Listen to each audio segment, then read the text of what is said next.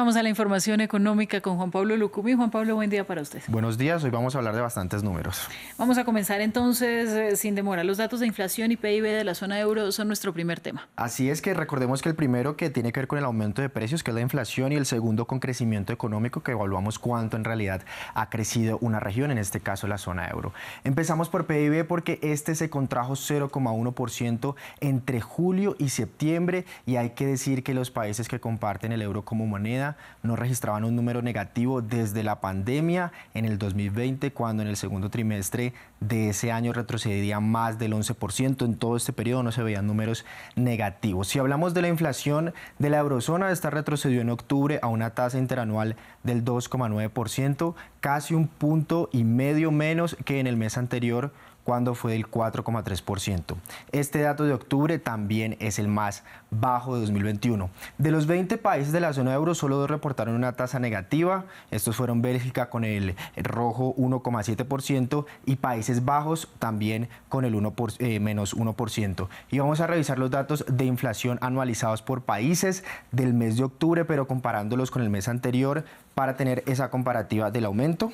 Como lo podemos ver acá, en el caso, por ejemplo, mencionábamos de Bélgica, que es el menos 1,7%, pero también estos datos no nos dicen mucho si revisamos solo el de octubre, sino que los podemos también comparar con el mes anterior. Por ejemplo, Bélgica venía de un 0,7%, en el caso de Alemania venía de un 4,3%, ahora está en ese 3%, se ve la caída. En el caso de España, igualmente, del 3,3% era el dato anterior, ahora está en el 3,5%, 2 décimas por encima. Y hay un dato muy particular, por ejemplo, el caso de Francia, venía de un dato del 5,7%, cae hasta el 4,5%, y recordemos que en general los objetivos cercanos de todos estos países y en general del Banco Central Europeo también es llevar la inflación al 2%.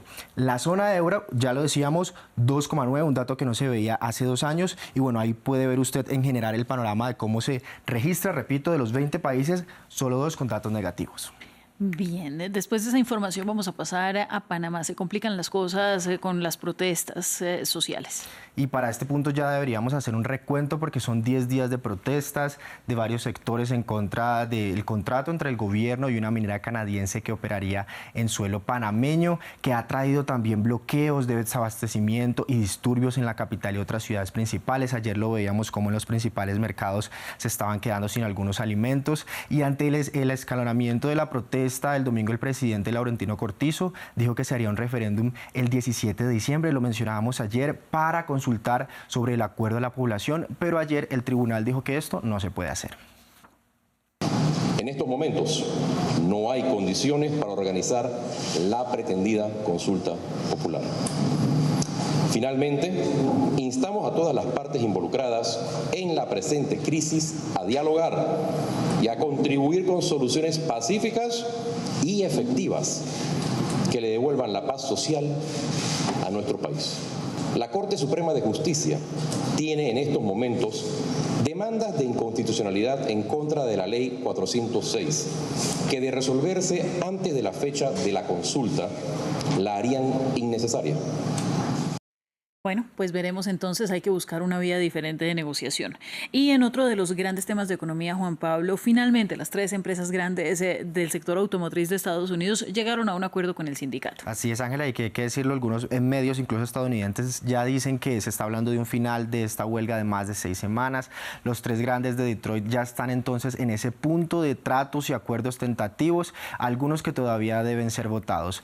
Cada compañía llegó a un acuerdo particular. Ayer hablábamos, por ejemplo, de los acuerdos de Ford alcanzados el miércoles pasado y aprobados el domingo, y los de Stellantis que se conocieron el sábado. Y también ayer adelantábamos que General Motors estaba cerca a firmar un documento, y en la tarde fue así. Ayer lunes nuestro compañero de Economía en la tarde mencionaba este acuerdo. Repito, cada acuerdo tiene sus particularidades, pero por ejemplo el más reciente, que es el de General Motors, hará que el salario de los trabajadores veteranos aumente 33% y dará $2.500 en 5 pagos a los jubilados hasta 2028, solo como una de las particularidades que tiene este documento. Estas fueron las palabras del presidente del sindicato después de haber llegado a el acuerdo.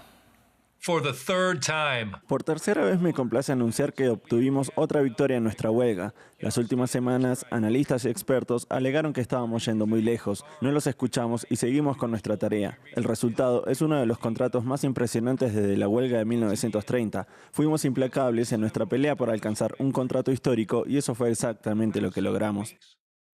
Pues bien, el presidente Joe Biden también reaccionó a este tercer acuerdo en menos de una semana que pondría también fin a esta huelga, la más grande de la historia del sector automotriz de Estados Unidos, que duró, lo decíamos ya, más de 6 semanas. Escuchamos.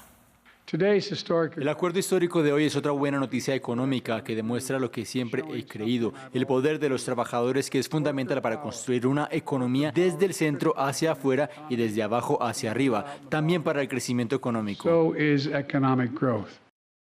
Así las cosas, ¿qué viene después? Pues bueno, ellos siempre han estado publicando en sus redes sociales, son muy activos en este paso y vamos a ver unos pasos precisamente de lo que continúa, porque bueno, luego del acuerdo tentativo viene entonces esa votación, o más bien esa votación que se hace para enviar a membresía a este acuerdo. Ellos han estado, por ejemplo, como lo decía, por redes sociales, y ahí es importante lo del Facebook Live, y hacen una revisión pública. Normalmente son los viernes, ahí comentan, tratan de participar, hacer que las demás personas participen. Son más de 46,000 personas que están en este sindicato, el 30% del total del United Auto Workers. Entonces son bastantes personas las que reaccionan a través de ahí y básicamente las noticias salen de ese Facebook Live. Luego vienen reuniones regionales y termina con estas reuniones ya locales, pues, de cada una de esas plantas con cada uno de los trabajadores particulares de estas fábricas, y ahí evidentemente hay una ratificación de votos. Estos son los 5 pasos en este caso que pues se deben hacer para este acuerdo. El último, General Motors, que daría cierre a la huelga. Juan Pablo, muchas gracias y vamos con los indicadores. Bueno, hoy estamos a la espera de que abra Wall Street con Caterpillar y Pfizer, que están dando también ahí sus ganancias, pero vamos ahora a Europa porque sigue operando los 3 indicadores en positivo hasta el momento, que todavía quedan unas horas de operación. Si vamos para Asia, hay varios datos que movieron en este momento los mercados: la actividad industrial manufacturera de China, que regresó a una zona negativa en octubre, y la producción industrial, en este caso de Japón, la cuarta economía, que creció un 0,2%. Ahí mismo el Banco de Japón relajó el control de las tasas y en este caso pues para tratar de contener la inflación en este país, un cambio en su medida que ha tenido para poder relajar la inflación. Bueno, pues así llegamos al final de esta primera sección de economía, pero lo espero la siguiente hora con más noticias. Así es, con la apertura de Wall Street, como lo decíamos.